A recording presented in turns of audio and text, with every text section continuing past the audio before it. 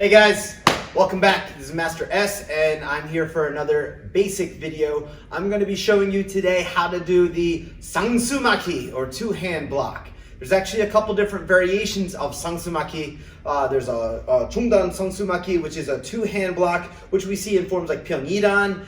And then we have the other type of Sangsumaki, which is X blocks, high and low. These we can see in forms like Pyeongodan. So we're going to show you a couple variations of how you can do those, but where the power is going to be coming from. This is more of an intermediate level technique, so those of you guys that are white belt, orange belts can save this a little bit later until you're about the green to green brown belt level, where you're typically going to see these techniques done in most of your forms. But without further ado, I'm going to show you how we get started. You're going to notice some similarities between this type of motion and some of the things we talked about in the chops videos. So we're going to be talking about movement that contributes to power as opposed to pulls away from power, like separation or push-pull effect. So we're going to be looking at first Chungdan Sangsumaki, or middle level two-hand block, okay? So let's get started. Start off from a chumbi position, and we're going to leave our feet in this position. We're going to focus mainly on the hips and shoulders. Bring both of your hands to your side hip like this, with your knuckles touching just at the knuckle tips this way. Good. Now from this position, we're going to let our hips sway, and as we turn into our block, one arm is going to do a motion similar to your Anaso Pakuromaki, inside-outside block. The other one is just going to reinforce at the elbow with the pinky edge facing down.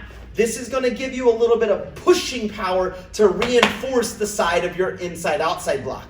So if we try this together, both of our hands will be over here on our right hip so that we can block on our left side. Turn in a little bit extra, and we're going to bring it up to this position right here, reinforcing and making sure that our arm is away from our body. One of the biggest pet peeves I have when watching this type of technique is when people rest their arm on their chest or belly. Make sure that your arms are extended away from your stomach.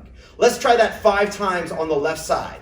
Hands to your right hip, turn your shoulders in, twist and strike. 1, bring it back. 2, bring it back. 3, little snap at the end. 4, and don't forget your key up. 5. Now let's try it on the other side. Hands come to this side of the hip. We're going from the left hip to the right side doing the block. Once again, making sure that the knuckles are touching, pinky is down, thumb is up. Okay, ready from this hip? Let's do 5. Ready? 1, 2, 3, 4, and 5. Good. Small little subtle thing I want you to keep in mind too. Try not to make impact to the side of your arm. Sometimes I see people do this. They'll put the block up there first, and then they'll react by hitting the elbow here. That's probably not good for your health, punching yourself in the elbow repeatedly. So let's avoid that if possible. Let's do the same block, but let's put some stances to it. This is a technique that you'll see multiple stances used for in our forms. So in other words, in some forms you'll see a Hokul Sangsumaki, or two-hand block in a fighting stance. Other forms you will see a Chungkul Sangsumaki, or front stance, in a deep front stance while doing your Sangsu two-hand block, okay? And our real rule of thumb there, Sangsu means 2. That's one of the things we tell the kids to help them to memorize this, okay? Let's try. We'll do 3 Hokul Sangsu, 3 Chungkul Sangsu, and then we'll switch, all right? Left hand is going to do it. Hokul Sangsu is going to be first, so this is in your fighting stance, cat stance, and we're going to hit to the left side. Let's try. Ready? 1, 2, 3. Good. Now let's deepen that stance to a Chungkul Jase, front stance. Touch the same way. Deeper stance this time. Rotate hips. 1. Make it more solid, more low.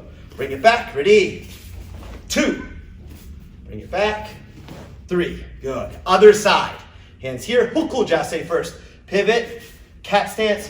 Two-hand block. Ready? 1,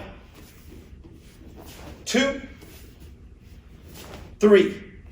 Good job, guys. Now let's try Chungkul Jase, deep front stance on the right side.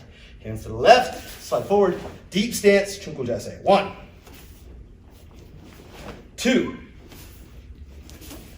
3. Good. Nice out, key up on each one.